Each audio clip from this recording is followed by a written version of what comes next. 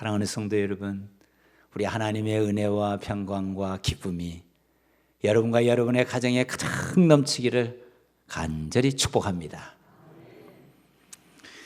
오늘은 가정의 달 마지막 주일로 화목한 가정의 대화 스타일이라는 제목으로 하나님의 말씀을 전하고자 합니다. 우리 교회는 일과 영성 학교가 있습니다. 일터에서 그리스도인으로서 겪는 어려움, 이런 것을 함께 나누면서 지혜를 얻고, 또 하나님께서 보내주신 그 일터에 어떻게 하면 하나님의 나라를 세워갈 수 있을까, 이런 사명감과 비전으로 일하기 위해서 일과 영성학교를 진행하고 있는데, 이제 올해 4학기를 시작을 해서 봄학기를 이제 마치게 되었습니다.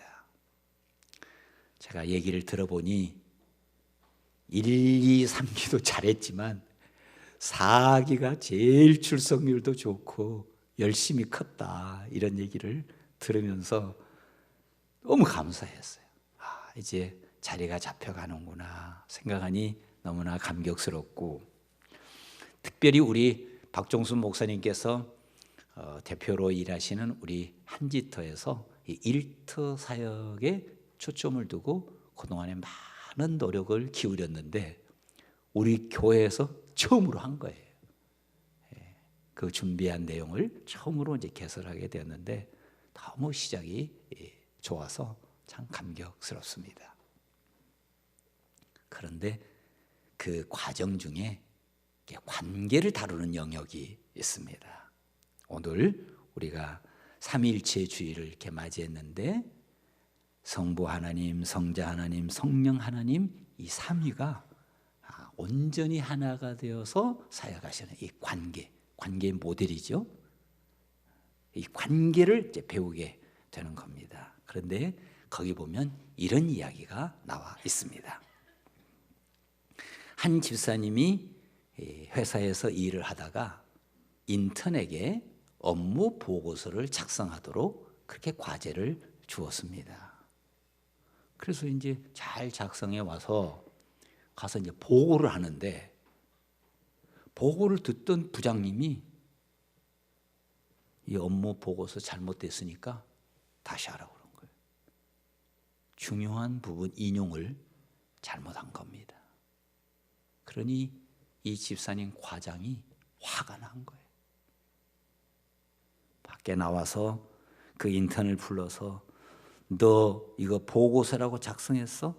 대학에서 배운 것이 고작 이것뿐이야? 너 할 수 있는 게 뭐야? 막 화를 내면서 폭발을 하고 비난을 했습니다. 그러니 그 인턴이 어찌했겠어요? 죄송합니다, 과장님. 다음부터 잘하겠습니다.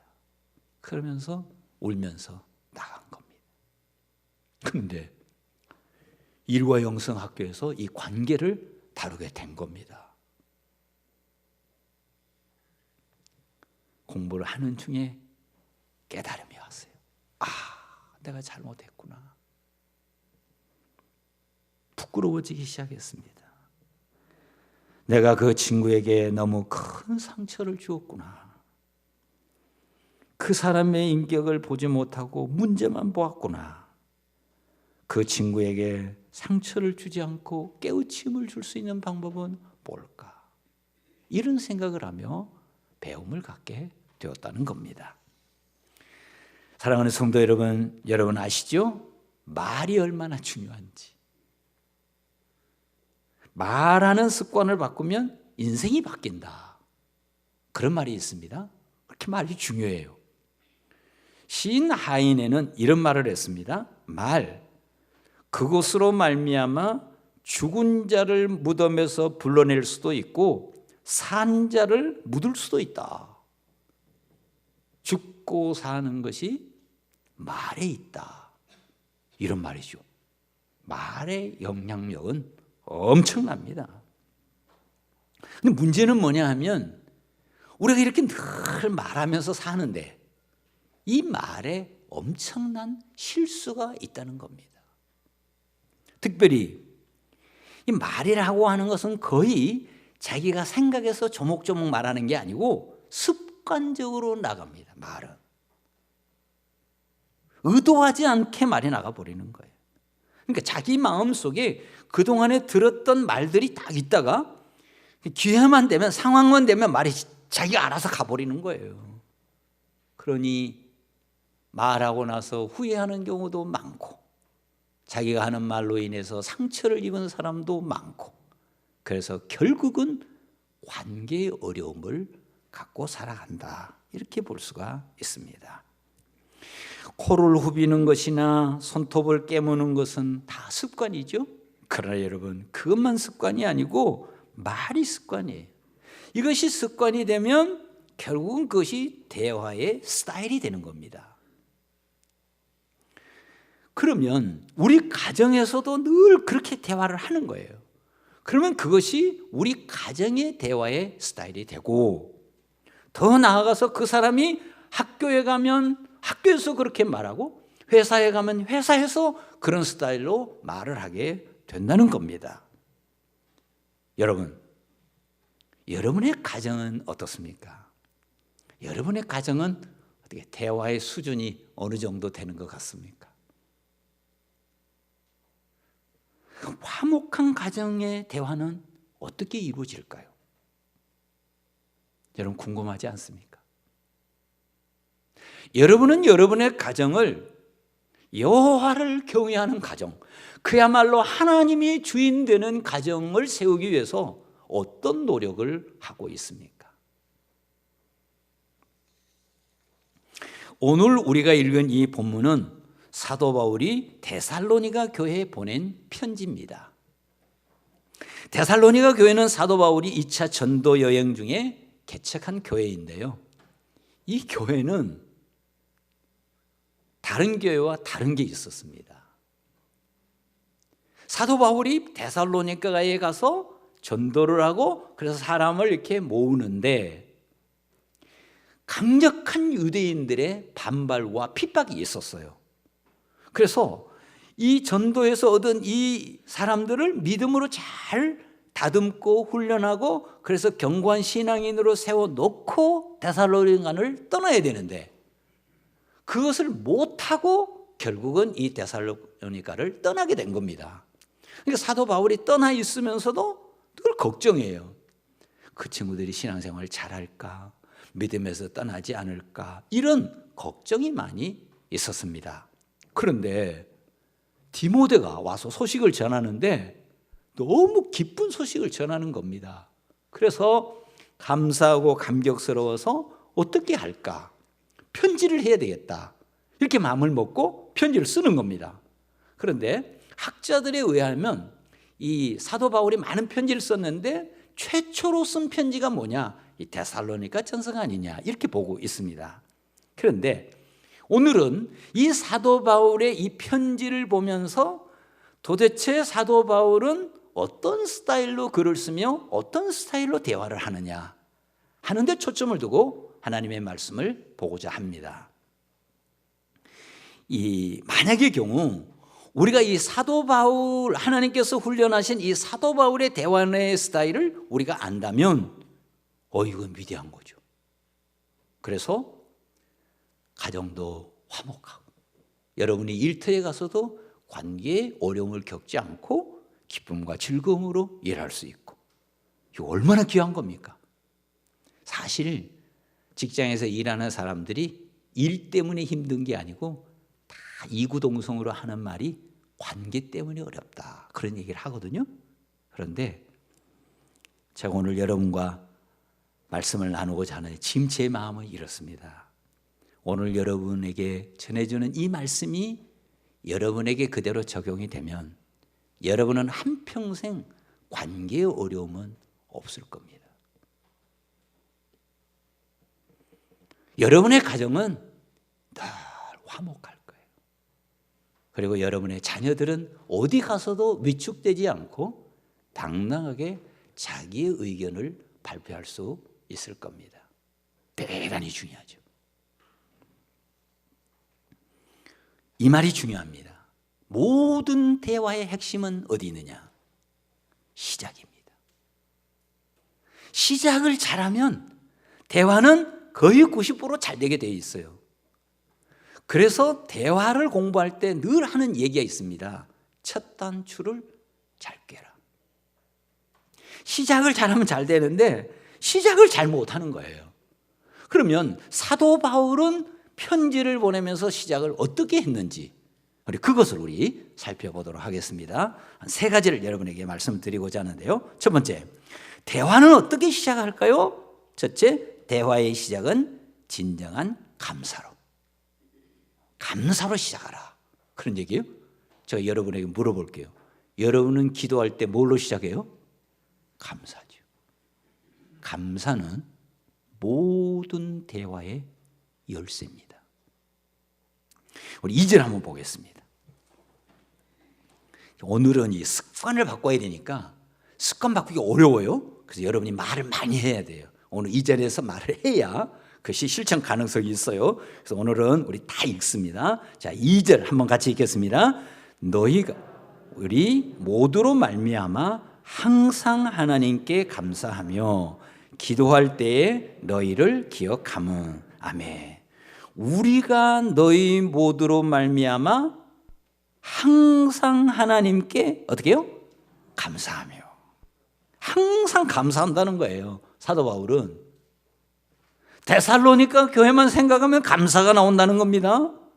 그런데 여러분, 사도 바울이 뭐가 감사했을까요? 제가 찾아봤거든요. 감사할 이유가 별로 없어요. 빌립보 교회는요, 선교 헌금을 모아서 꾸준히 전달했습니다. 그것뿐만 아니라 사도 바울이 어려웠을 때 많은 돌봄이 있었어요. 사도 바울의 마음속에 고마운 마음이 있죠. 그럼 이해가 가. 고마운 일이 있으니까, 감사가 있으니까. 그런데 데살로니가 교회는 뭐 특별히 감사할 게 없어요. 그런데도 감사하고 있습니다. 그러면 이 데살로니가 전서만 그러냐? 아니에요. 데살로니가 후서도 그렇습니다. 골로새서도 그렇습니다. 예배서서도 그렇습니다. 로마서도 그렇습니다. 여러분, 사도 바울 서신을 다 보면 한결같이 나오는 단어가 있습니다. 그것이 뭐예요? 내가 여러분 그럴 줄 알았어요. 이렇게 말 안 하시면 다음 진도를 나갈 수가 없습니다. 왜냐하면 이 습관이 바뀌어져야 되는데 습관이 바뀌려면 자꾸 해봐야 되거든요. 다시. 예. 저 어디까지 했는지 모르겠어요 지금. 자, 이 사도 바울이 편지를 쓸 때 서두에서 항상 나오는 단어가 있어요. 그 단어가 뭐라고요? 감사예요. 감사. 여러분 잘하시네. 이제 내 마음이 편안해졌어요. 무조건 감사로 시작하는 거예요. 고맙습니다. 그렇게 하고 다음 말을 진행을 하는 겁니다. 이제 저를 가르치는 교수님이 있는데요. 그 교수님이 그런 얘기를 했어요. 자기는 무슨 대화를 할 때 항상 감사합니다. 그렇게 하고 대화를 진행한다는 겁니다. 말을 하다 보면 자기에게 저항하는 사람도 있고 반대 의견을 내는 사람이 있고 그러지 않겠어요? 그럼에도 불구하고 자기가 말을 할 때는 언제나 감사합니다. 고맙습니다. 제가 미처 생각하지 못한 것을 말씀해 주셔서 감사합니다. 항상 이렇게 시작한다는 겁니다. 여러분이 집안에서 대화를 할 때 물론 초등학생들은 엄마 말 잘 듣죠. 그러나 얘들이 크고 사춘기가 되면 말이 거칠어져요. 그래서 여러분, 자녀로 인하여 상처받는 사람이 굉장히 많습니다. 어떻게 여러분이 대화를 해야 돼요? 자식, 이렇게 나가면 안 되는 거예요. 그럼 관계가 어떻게 되겠어요? 깨지는 거예요. 여러분이 문자 보내도 답도 안 해요. 원하시는 겁니까? 그 원하는 부모는 아무도 없어요. 어떻게 해야 되느냐? 어떻게 하라고요? 고맙다고, 감사하다고. 언제요? 무조건. 말 돼요? 자녀가 무슨 말을 하거든. 아이고 고맙다. 네가 나한테 말을 걸어줘서 고맙다. 네가 너의 생각이 있는데 그것을 숨기지 않고 말해줘서 고맙다.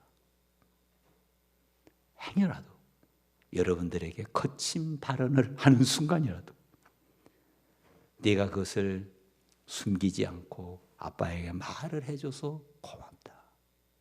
고맙다가 있어야 됩니다. 동의하십니까? 걱정입니다. 여러분이 잘할 수 있을지 걱정이에요. 이 의사소통에 대해서 제가 그동안에 많이 공부를 했습니다. 제가 이제 실수가 많으니까 많이 이제 공부를 했는데 한 번은 이제 공부를 할 때 그 강사님이 그러는 거예요. 자신의 의견과 반대하는 사람에게라도 일단은 고맙습니다. 감사합니다. 그렇게 대화를 시작하라는 겁니다. 그랬더니 같이 공부하는 사람들이 한 얘기예요. 그 사람들이 하는 얘기가 아이고 어떻게 그렇게 말을 합니까? 그냥 그 말에도 일리가 있네? 그 생각 신선한데? 그렇게 생각할 수도 있구나. 이렇게 말하면 어떨까요? 이렇게 제안을 했어요. 그때 우리 강사님이 에이 안 됩니다. 무조건 고마워, 감사해. 그렇게 말을 하고 대화를 시작하세요. 이렇게 강조를 했어요. 그리고 이제 헤어졌습니다. 다음 주에 만났어요. 만나서 이제 묻는 겁니다. 고마워, 감사해. 그렇게 대화를 하니 어떤 반응이 있었습니까? 이렇게 물어요. 그랬더니 뭐라고 얘기하냐면 한 참가자가 얘기했습니다. 고맙다는 말을 하는 순간 나의 내면에서 내 의견이 틀릴 수도 있다는 생각이 들었습니다. 그래서 상대방의 이야기에 더 경청할 수 있게 되었습니다. 이렇게 얘기를 했습니다. 또 한 분이 이렇게 얘기를 해요. 제가 고맙습니다. 그렇게 말을 했더니 직원들은 그 고맙다는 말에 어리둥절해 하면서 기분 좋아했습니다. 자신의 의견에 고맙다는 말을 하니까 직원들이 신이 나서 더 적극적으로 자신의 의견을 말하는 분위기가 되었습니다. 또 한 사람이 얘기했습니다. 저에게는 무엇보다 좋았던 것은 내 자신이 기분 좋게 대화를 할 수 있게 되었다는 것입니다. 이렇게 피드백을 했습니다. 사랑하는 교우 여러분, 여러분의 가정에서 여러분의 가족들과 함께 고맙다는 말로 고마워, 감사해 이렇게 말을 여러분이 시작한다면 여러분에게 어떤 말이 오더라도 한순간 분위기는 확 바뀌어서 분위기는 따뜻해지고 대화는 물 흐르듯이 잘 진행이 될 겁니다. 쟤 왜 저래 왜? 응? 쟤는 왜 항상 저렇게 불평불만이야? 너는 왜 매사에 부정적이냐? 이렇게 하면 안 됩니다. 이러면 대화 끊깁니다. 사랑하는 성도 여러분, 여러분에게 권면합니다. 여러분의 자녀가 권위자 앞에서 주눅들지 않고 편안하게 자기의 의견을 말할 수 있도록 하려면 여러분이 받아줘야 됩니다. 고맙게 받아줘야 됩니다. 그러면 학교에 가서도 손들고 질문할 수가 있고 사장님 앞에 가서도 자기의 아이디어를 내놓을 수 있게 되는 거죠. 그러나 여러분이 무시하고 여러분이 비난하고 여러분의 자녀가 말하는 것을 묵살하는 순간 이 아이는 더 이상 어디 가서 말할 수가 없습니다. 큰 죄를 짓게 되는 거죠. 여러분에게 권면합니다.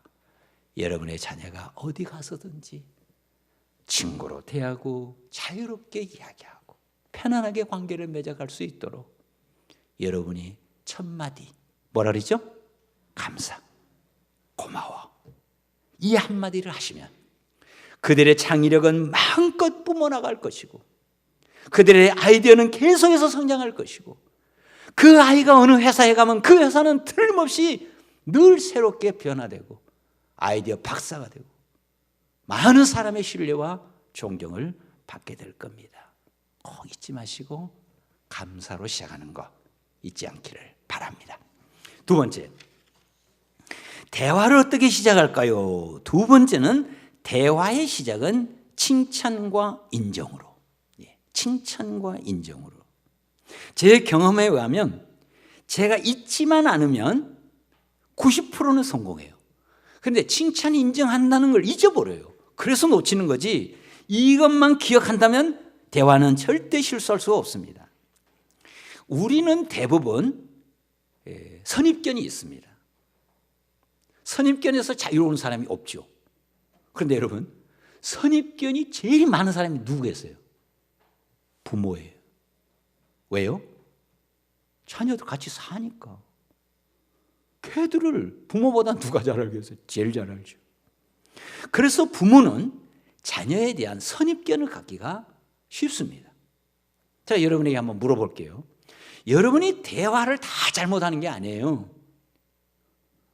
우리 딸하고는 대화가 잘 되는데 아들하고는 대화가 잘 안 돼요. 우리 어머니하고는 대화가 잘 되는데 남편하고는 대화가 잘 안 돼요. 여러분, 이유가 뭐죠? 이유는 다 다를 수 있으나 그걸 어떻게 극복해야 되냐 이거예요. 그렇게 살아갈 수는 없잖아요.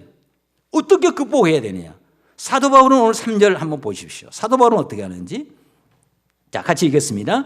너희의 믿음의 역사와 사랑의 수고와 우리 주 예수 그리스도에 대한 소망의 인내를 우리 하나님 아버지 앞에서 끊임없이 기억함이니 아멘. 사도 바울은 지금 데살로니가 교회에 대해서 칭찬하고 인정하는데 아주 구체적으로 얘기합니다. 당신들에게는 믿음의 역사가 있어요. 당신들에게는 사랑의 수고가 있어요. 당신들에게는 소망의 인내가 있어요. 조목조목 지적하는 거예요. 구구절절 지적합니다. 그러면 이 데살로니가 교회만 그러냐? 아니에요. 다른 데도 마찬가지예요. 여러분, 이 사도 바울 서신 한번 읽어보세요. 그 교회 아주 그 장점, 잘한 점을 아주 구체적으로 다 이렇게 칭찬을 합니다. 어떻게 그럴 수 있을까? 이유는 일단 이 사람들에게 강점이 있고 장점이 있다는 것을 믿고 의도적으로 찾는 거예요. 이 사람들의 선한 의도는 뭘까? 이 사람들이 잘한 것은 뭘까? 이 사람들의 탁월성을 어디에 있을까? 찾는 거예요. 찾아서 그것을 구체적으로 이것도 잘하고 이것도 잘하고 이것도 잘하고 그렇게 말한 다음에 자기가 할 말을 한다 이런 말이죠. 어느 집사님이 이제 피자를 자주 시켜 먹는데 피자집에 전화를 하면 그 직원이 항상 전화번호를 묻는 겁니다. 전화하자마자. 그래서 이번에는 내가 알아서 말하지. 그래가지고 여보세요? 제 번호는 010-5713-7500입니다. 그랬더니 그 여자 직원이 아주 퉁명스럽게 말을 툭 끊으면서 잠깐만요. 아직 고객님 전화번호를 받을 준비가 돼 있지 않아요. 준비되면 말씀을 드릴 테니까 기다려요. 어떻게 제가 잘했어요? 이렇게 이제 퉁명스럽게 아주 험악하게 대답을 한 겁니다. 아주 무례했죠. 이 집사님이 아니 많은 손님을 상대하는 사람이 어떻게 이럴 수 있어? 속에서 그냥 화가 확 치밀어 오르는 겁니다. 이 아가씨 잘 들어. 고객에게 그딴 식으로 말하는 게 어디 있어? 그따위로 일하려면 당장 때려치워.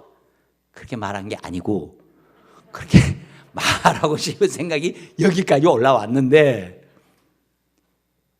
참았어요. 그런데 또 아이디어가 떠오르더래요. 무슨 아이디어냐? 피자 30개를 주문한 다음에 거짓 주소를 불러주면 어떡할까? 아주 그냥 골탕을 아예 먹여버리자. 막 이런 아이디어가 떠오르더라는 거예요. 그러다가 순간 이야, 내가 크리스찬이지 않냐. 정신 차려라. 우리 애들이 다 지켜보고 있는데. 그래서 이번에는 대화의 스타일을 바꾸기로 했습니다. 어떻게 바꾸느냐? 이 사람에게 칭찬을 하자. 근데 칭찬할 게 없어. 뭘 칭찬하겠어요? 그런 사람 앞에. 그래서 그래도 머리를 굴렸어요. 억지로 칭찬하자.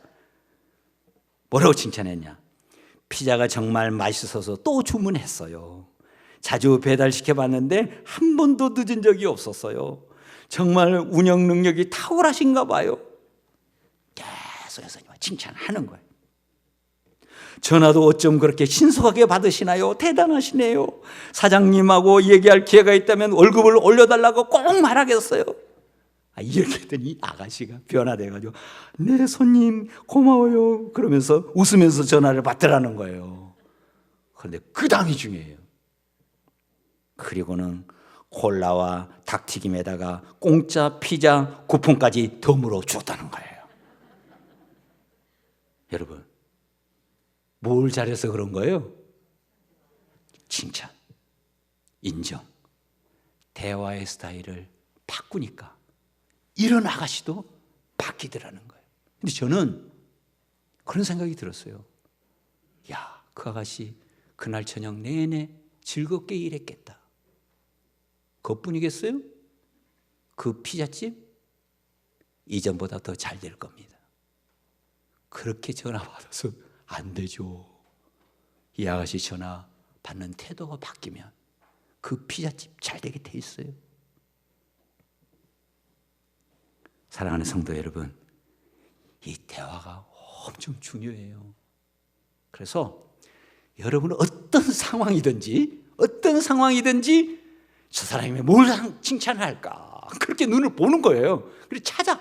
그래서 조목조목 이것도 훌륭하고 이렇게 칭찬을 하는 겁니다. 여러분, 우리 그리스도인의 고민이 뭐예요?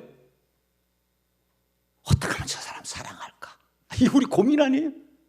어떻게 저 사람 사랑하지? 사랑이 무엇입니까? 사랑은 덮어주는 거예요. 그 사람의 연약함을 덮어주고 그리고 강점은 어떻게 해요? 찾아내고 그래서 그것을 칭찬하고 인정하고 그러면요 여러분 대화의 문은 자연스럽게 열리게 되어 있고 관계는 다 좋아지게 되어 있습니다. 확실합니다. 여러분이 꼭 실천할 수 있기를 바랍니다. 좋습니다. 세 번째, 대화 어떻게 시작할까요? 세 번째, 대화의 시작은 따뜻한 공감으로. 이게 중요합니다. 6절, 7절 한번 볼까요? 자, 같이 한번 읽어보겠습니다. 또 너희는 많은 환난 가운데서 성령의 기쁨으로 말씀을 받아 우리와 주를 본받는 자가 되었으니 그러므로 너희가 마게도냐와 아가야에 있는 모든 믿는 자의 본이 되었느니라. 아멘. 사도 바울이 지금 이들을 공감하고 있습니다. 너희들은 큰 환난 가운데 있었으나 너희들이 그 가운데서도 기쁨이 있다니 그것은 너희들의 노력뿐만 아니라 성령이 역사하는 것이다. 너희들이 기뻐한다는 소식을 들으니 나도 기쁘다. 그러면서 그들을 더 얘기합니다. 주님을 본받는 너희들은 존귀한 성도다. 여러 교회들이 너희들을 바로 본받아야 된다. 어디 가든지 너희들을 자랑하고 싶다. 여러분, 데살로니가 교회 교인들이 어떤 마음이 들었을까요? 환난 가운데 있는데 얼마나 위로가 되었겠어요. 이것이 따뜻한 공감입니다. 이 사도 바울의 대화의 스타일이에요. 이제 부부가 있었는데 그 부인은 늘 집에서 이렇게 목욕을 하는데 남편이 늘 와서 이렇게 등도 밀어주고 이제 그랬습니다. 근데 목욕을 하려고 그러는데 어느 날 남편이 이 팔이 오른팔이 부러져가지고 붕대로 섰고 붕대를 하고 있는 겁니다. 그래서 부탁할 수도 없고 그러고 목욕을 안 하니까 너무 찜찜하고 힘든 거예요. 그래서 일주일 기다리다가 남편에게 부탁을 했습니다. 여보, 나 등 좀 밀어주세요. 그랬더니 팔이 아픈데 어떻게 밀어? 왼팔은 괜찮잖아요. 괜찮긴 당신이나 괜찮지? 그러면 툴툴거리면서 와서 등을 밀는 얘기야. 빡빡 미루는 거예요. 그러더니 그냥 적당하게 밀고 이렇게 가버렸는데 이 부인이 너무 자존심 상하는 겁니다. 내가 다시는 부탁 하나 보자. 그래도 어떻게 더 부탁해야지. 그래서 한 일주일 후에 부탁하면서 내가 대화의 스타일을 바꾸자. 이렇게 작심을 한 겁니다. 그래서 뭐라고 얘기했느냐? 여보, 당신 팔이 아파서 제 등 밀어주기 힘드시죠? 이게 공감이에요. 여보, 당신 팔이 아파서 제 등 밀어주기 힘드시죠? 그렇게 말을 했더니 왼팔은 괜찮아? 그러더니 남편이 와가지고 등 다 밀어주고 또 밀어주고 씻어주고, 그 다음이 중요합니다. 여보, 됐어? 더 뭐 할 거 없어? 더 해주고 싶은데? 여러분, 완전히 달라지는 거예요. 공감, 아주 중요합니다. 우리 선생님 얘기에 의하면 인간의 상처의 80% 이상이 공감으로 치료된다, 이렇게 얘기를 해요. 우리는 무슨 테크닉이 있어야 될 거로 생각하는데 그렇지 않다는 거예요. 사람은 공감해주면 그냥 치료가 된다는 거예요. 공감은 상대방에 대한 최고의 존중입니다. 우리가 말을 할 때 신경 쓰지 않고 그냥 말을 해서 그렇죠. 여러분, 글도요, 글도 순서가 있습니다. 논문을 쓰는 사람이 서론, 본론, 결론을 생각하지 않고 글을 썼다. 그건 논문에 가치가 없어요. 읽지도 않아요. 하물며 우리가 말을 하는데 순서가 있다는 게, 순서가 있는데 이 순서를 안 지키는데 문제가 있는 겁니다. 왜 이 순서가 중요하냐? 이 순서는 존중이에요. 사람은 무시를 받으면 대화가 안 되는 거예요. 존중을 받아야 대화가 되는 거예요. 그런데 조금 전에 얘기했던 감사로 시작하고 칭찬, 인정하고 따뜻한 공감하면 이게 다 뭐예요? 존중인 거예요. 난 당신을 존중합니다. 그런 뜻이에요. 그 대화가 아주 잘 되는 거죠. 사랑하는 성도 여러분, 저도 배워서 하는 거거든요. 배워서 하니까 항상 실수가 있어요. 근데 제가 제일 부러운 사람이 있어요. 어렸을 때 부모님들이 그렇게 대화를 했던 가정. 거기는 뭐 배울 것도 없어. 그냥 말하면 공감이고 말하면 인정이고 그냥 저절로 나오니 자연스러워요. 저는 소망이 있어요. 우리 모든 우리 교우들이 이런 대화를 가정에서 잘해서 우리 자녀들이 어디에 가서든지 사람을 만날 때 두려워하지 않고 친구를 삶을 잘 삼고, 사장님 앞에서도 위축되지 않고, 부하들 이렇게 사랑하고, 그럼 얼마나 행복합니까? 가정도 화목하고 일터도 신나고 아름다운 하나님의 나라가 여러분에게 있기를 축복합니다. 기도하겠습니다. 하나님 아버지, 우리가 말을 3살 때부터 배워서 이렇게 하고 있지만 제일 서툰 것이 말입니다.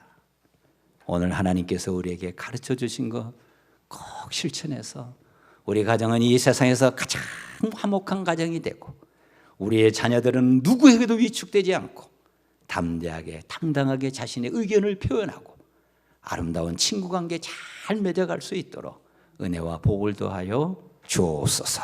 예수님의 이름으로 기도합니다. 아멘.